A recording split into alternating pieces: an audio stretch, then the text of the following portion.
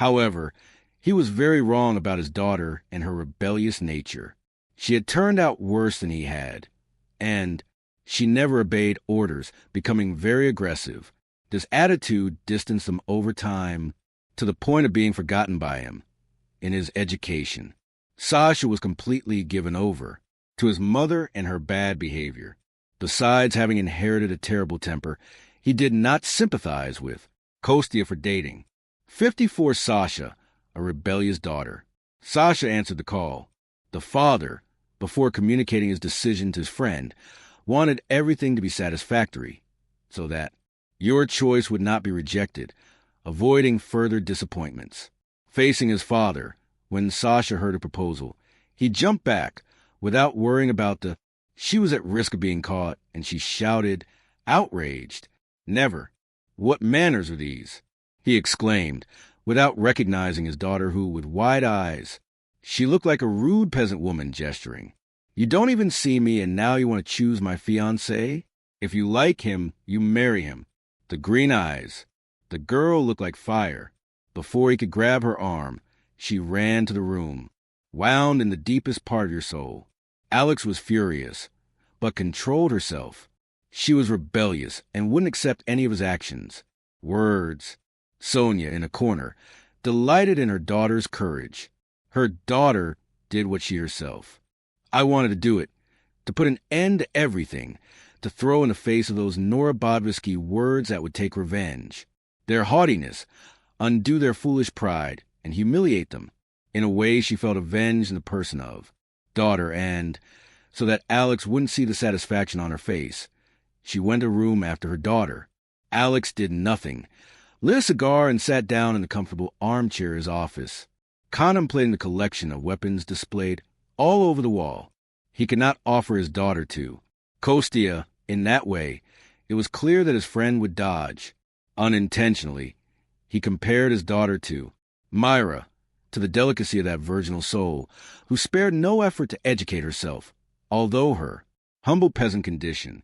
Kostya was right to go after that treasure of a woman.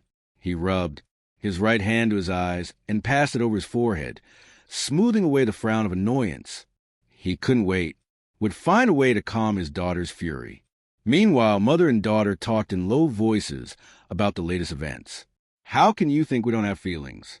My father is mistaken about me. Thinking that I will give myself to the first man he decides to choose as my husband. As for that, I've already made my choice," said Impetuosa, surprising her mother, who already suspected. Her feelings.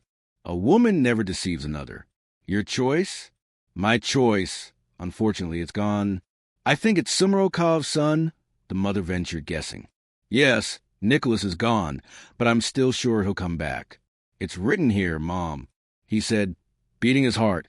"One thing deep down tells me, for the first time, Sonia saw Sasha cry for someone.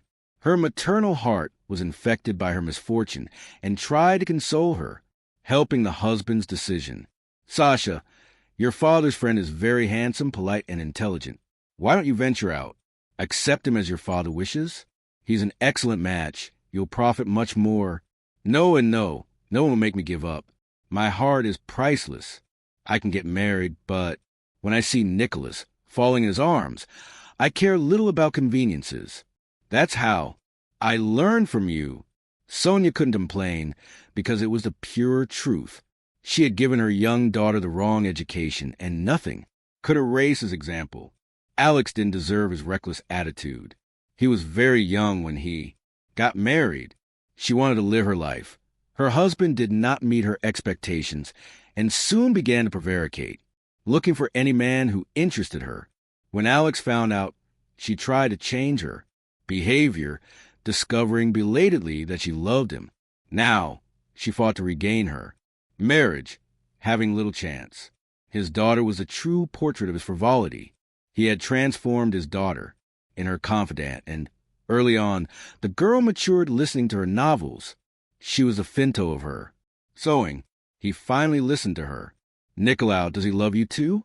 "I don't believe it, but if God helps me find it, I confess to you, Mother, I will do everything to have it," she replied, ready for anything. Alex organized a small meeting, hiring some musicians, making the environment conducive to his intentions. He pretended he wanted nothing in particular, but his sole purpose was to promote a meeting between his daughter and her friend. He believed she would change her mind. Complete mistake. His daughter was very much in love with Nicolau. Kostya was sitting, listening to the melody that a group of gypsies were playing on their mandolins, violins, flutes, and other instruments, filling the house with sweet sounds in which the Slavic soul traveled in dreams. Only the dreamy Russian people were able to understand its meaning. Sasha approached the boy to find out news about the Sumerokovskys. The girl, she was very beautiful, but her beauty did not attract Kostya, who longed for Mayra's angelic figure. "What world are you in, Mr. Latimer?" "Oh, I'm sorry, I didn't see you. Do you have any news about Mayra?" "Nothing. They disappeared," replied Kostya, who, unaware of the objectives of the girl, was surprised when she complained, sighing. "Did you know we have common interests?" he insinuated, moving closer to him. Sasha looked around and noticed that her father was watching them. Lowering the volume of his voice, he created courage to say, "Mr. Latimer, I have something to tell you. Because we have common interests, my father watches us, and I know very well what he's planning." "Did you guess?" "No, I know nothing," replied the young man, finding the maiden's manner strange. "If you know, tell me, then, Papacha, you want us to unite." Kostya, hearing this, laughed loudly, attracting the attention of the crowd. Everyone's attention. The girl also laughed, and everyone thought that they had started dating. Such was the intimacy they presented.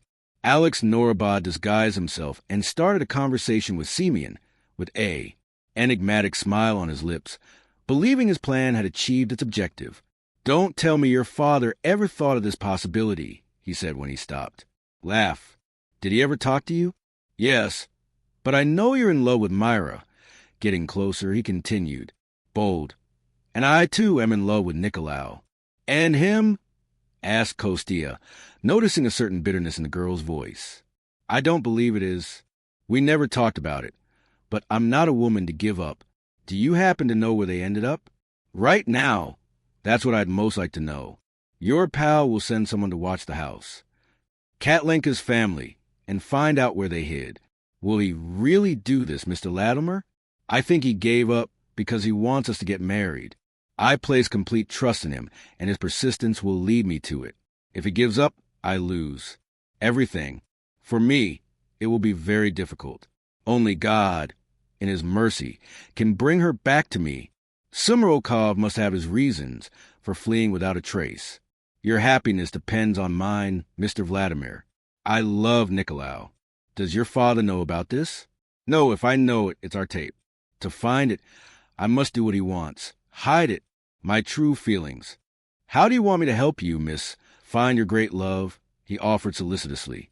"If your fortune depends on this meeting, it will also be my fortune, and I will certainly review Mayra. My father cannot know my preference. You are my only hope. Through you, I will hear news from Nicolo." Alex Norobod approached the two with a glass of wine in his hand. "Well, am I interrupting the conversation?" "Comrade, we were just commenting on the Sumerokov family and their sudden disappearance. The school must survive despite," said Kostya, probing the intentions of Alex. "You're right, Comrade Kostya. Semyon will stay as long as necessary until we can prepare another person. He has unavoidable commitments in Petersburg. He is only serving our cause, that of literacy." Alex fell silent, thoughtful, and Kostya took the opportunity to invest in his goals. "Regarding the Sumerokovs, will you put someone to spy on their trail? I'm almost giving up, but due to the circumstances, I think I'll send one tomorrow.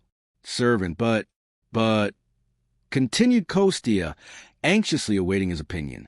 Alex looked at his daughter in silent question. Seeing her beside his friend, he changed the subject. "Let's leave this matter for later. Come to our circle?" I was sure that among the two had started an affair. He left accompanied by the couple. The small party gathering ended late at night. When the musicians stopped playing, they retired drunk. Sonia did not hide her interest in Semyon. The seductive woman slowly managed to capture him in his loving net.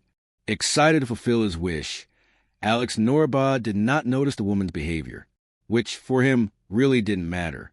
Judging that Kostya and his daughter were beginning to get along, interested in each other, he tried to approach her with less arrogance.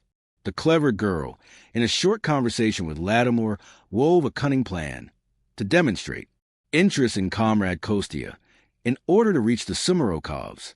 He had decided to accept the proposal until that she and Kostya would find the brothers. Then they would part ways. 55 the ticket. Kostya got up early. In fact, she had barely managed to sleep. She went for a walk around the neighborhood, nostalgic, recalling the past populated with the figures of the graceful Mayra. Instinctively, he went to the izba of the enclosure which, abandoned, remained plunged into deep silence. There was a scene of his fortune and misfortune. He approached and found the door just ajar. He entered. Some objects were scattered around. Floor showed the residents' haste to leave. Some clothes hanging made up the scene. Household utensils were left forgotten on the floor, perhaps because they were not fit in the carts. That sloppiness indicated the escape, the fear of being discovered. He walked through, inside the izba, examining everything, hoping to find something of his beloved which he could keep as a souvenir. He examined the floor, picked up a piece of clothing, a school object, etc. A bearskin coat caught his eye. It was still in good condition, though very worn and smelled bad. He examined it more closely as if something was shining on it. Was it the impression of his eyes? A curious detail awakened in him the desire to continue, as if the hand of fate made him examine that dirty, old jacket. Inside the garment was sewn a little bag, hiding a yellow paper, the note he had left on the grapnel. The idea that, if someone found the child, reading it, the person would welcome him with love and keep him as a souvenir. Kostya simply couldn't believe what he was seeing. For an instant, his vision went dark and he felt dizzy, leaning against the wooden wall. My God, help me, Lord, he appealed to the divinity. A man not given to beliefs. He looked at the coat outside. He had seen it with Sumarokov. My God, what does this mean? Sasha invoked the spirit of the beloved. His entire body shivered, and a flash of light signaled the presence of Sasha, who, in front of him, materialized from the waist up. Blonde hair, clear eyes, he looked like a cloud. Excited, he reached out, touching the void. The figure fled from his touch. Sasha, her lips didn't move, but her presence comforted him. He had a vague feeling that the girl, Mayra, was his daughter, the little abandoned child whom Divine Mercy had given to Sumarokov. She had no doubt, but she needed to confirm it. Now she understood the similarity between mother and daughter and the happiness he felt when he saw her for the first time. My God, I was about to commit incest with such a sweet creature. He knelt on the floor, asking for clemency for his thoughts and for the desire to marry that girl who, deep down, heart, believed to be his beloved daughter. Forgive me, Sasha. Forgive me, my beloved, poor unhappy me. I am, who did not understand the attraction of souls. Bless you, Sumarokov, who, in order to keep your secret, you had the courage to run away. But I will find you, even if I have to travel the world. Don't. You will escape. I will recover my daughter. I promise you, Sasha. He looked up. The spirit had disappeared, giving way to the wall. That note was the ultimate proof that his daughter was alive. He remained there for some time, meditating, determined not to mention that fact to anyone, until he found Sumarokov to speak to him alone and undo the terrible mistake that would commit. Some time later, he returned to the mansion, his soul cleansed. His torment had disappeared in a grateful happiness flooded his being. Head held high, he entered the mansion as if he were stepping onto that ground for the first time. No one could explain the happiness he felt. Now he understood the sympathy that Alex, Mrs. Maria Norobod, even Sasha, Mayra's cousin, inspired her. She wanted to tell everyone about truth that I had just discovered. he found Alex giving orders to a man he trusted to go to the village of N, discover Sumarokov's whereabouts, with a message claiming that the sheep Kosla was in love with his daughter, Sasha, and the possibility of marriage with Mayra had been discarded.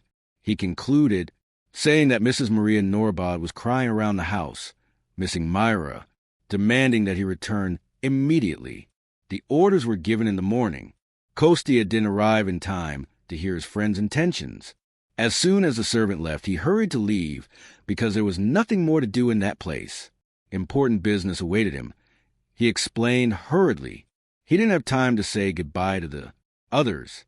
In fact, Kostya wanted to venture after the servant, determined never to lose sight of the treasure of his life that he had finally found. On the way, he struck up a conversation with the servant, who left his horse in a safe place and followed him in his comfortable troika. The two men arrived at Katienka's mother's house, asking here and there, "I'm looking for Sumarokov. I have a very important job proposal for him." And the children, Kostya explained convincingly. Since Katienka's relatives did not know him or his servant, they believed them and gave him the route that would take them to the mujik.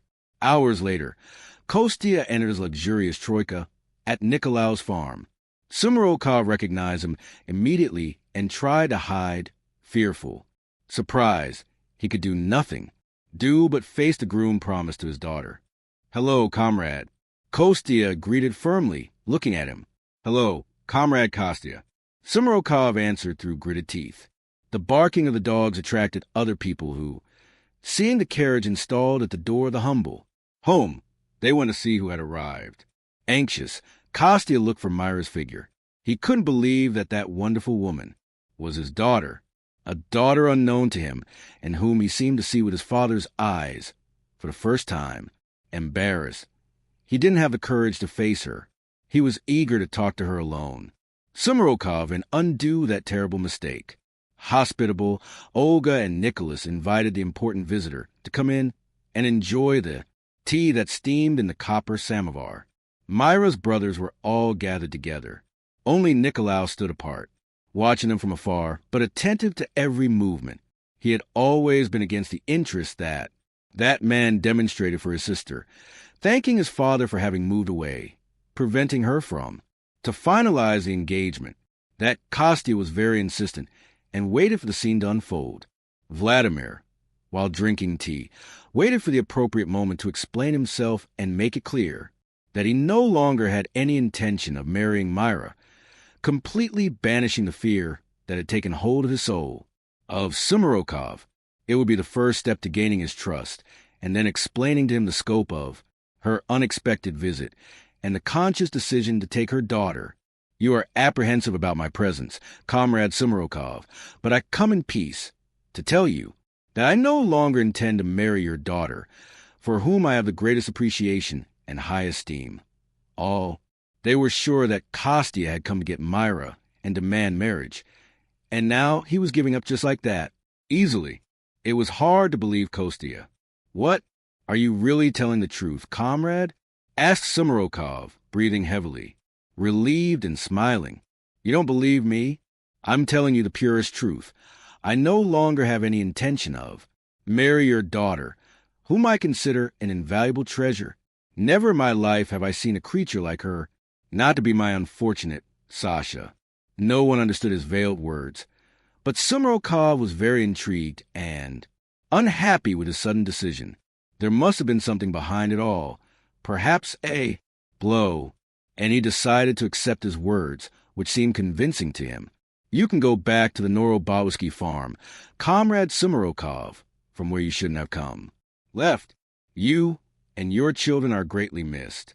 Mrs. Norobod, dissatisfied, complains and cries all the time, all calling for the girl.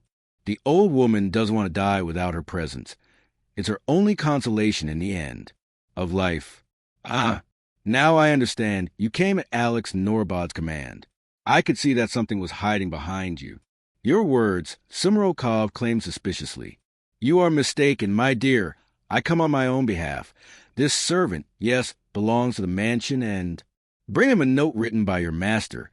The servant handed over the note and Sumerokov asked one of the children to read it because he was illiterate. Christian took it from his father's hands and read it. "It's true, father. It has Mr. Alex Norobod's signature. Kostya is telling the truth." "Let's go back," said Pavel, who, behind his brother, confirmed the signature. "Come on, don't bother me. Let me think." Sumerokov exploded, under pressure, wanting to reason about the latest facts. Katienka embraced him lovingly. "Calm down, dear. You'll have time. You don't need to make a decision now." Her gentle words suddenly calmed him, and like a little lamb, he sat down to drink her tea, while she considered the possibility of returning. The danger of marriage had passed, but still, I didn't want to hurt my uncles again. Mayra didn't understand what was happening. Her little heart was a little disappointed, because she felt great affection for Vladimir. She thought he was a handsome man and a little old for her. She was calm from the moment she heard his words, because she didn't want to contradict her father, who had fled to prevent her marriage. Embarrassed, she didn't want to be alone with Kostya and leaned on Christian, asking him softly that he would not leave her alone. Kostya was treated as a great friend by everyone. His kindness reached his uncles, who asked him to spend the night dispatching Alex's servant, instructed by them as to the possibility of. Sumerokov returned, except for Iulián, who had decided to stay with his uncles. The attitude of Mayra's former suitor had changed visibly, and no one understood what was happening. Why such a big change? Before, I longed to be alone with her, and now I barely spoke to her. Word. Anyone who observed him closely would notice that he looked at her with affection and respect. The girl also chastely responded to his looks with genuine curiosity. The intention of engagement had completely disappeared, and Sumerokov began to believe in Kostya and the purity of his intentions. Nicolau was the one who showed the most happiness, because he felt hidden jealousy towards his sister. He believed that comrade Vladimir had been mistaken about the address of his heart. When they retired, an atmosphere of great peace enveloped the house, but whispers could be heard, sometimes between Sumerokov and Katienka, now between Mayra and Christian. Finally, silence dominated the atmosphere, and everyone. They fell asleep confidently at dawn and returned to the Norobodovsky farm. 56 Sumerokov, always a peasant, submissive to the patriarchal regime, Sumerokov did not feel very inclined to take charge of the farm. Of his uncle, his head could not think of anything of his own, resisting the conquest of his independence. Economic. While they were drinking delicious broth prepared by Katienka, Kostya asked Iulián a question. "Sumerokov, what day was your daughter born?" Surprised, the mujik hesitated, disconcerted. "What an absurd question, comrade." The uncles laughed at their nephew's answer, and Olga made fun of him, because they were very playful and Sumerokov very funny. "Have you ever seen 2 children born in the same year?" My nephew wasted no time, and the confusion was great, culminating in the death of our niece. "Sad memories, and Olga must be forgotten," he said, annoyed, not liking it, of that indiscreet conversation. But Kostya insisted. "Mayra is very different. Who does she look like?" "Maybe with your great-grandmother. She inherited her blonde hair from generations past." "Why do you ask these questions?" He grimaced and stood up. "I have been looking for some trace of her in your family, and I have found nothing," continued Kostya, provoking Sumerokov, who, more disconcerted, went to look at the cattle outside. Katienka had participated in the birth of Christian, and always found the 2 children strange. Were born so close to each other, but so much time had passed that now there was no more importance, and the matter died right there, to the relief of Sumerokov, who, outside, invited his children to work. There was plenty to do on his uncle's farm, which was a bit neglected, because he was unable to hire new workers. Kostya's questions and the way he looked at him aroused some suspicion in him, but his. The secret was forever buried with Anna. No one knew it, and the dead do not speak. If someone spoke, no one would pay due attention to it, without sufficient evidence.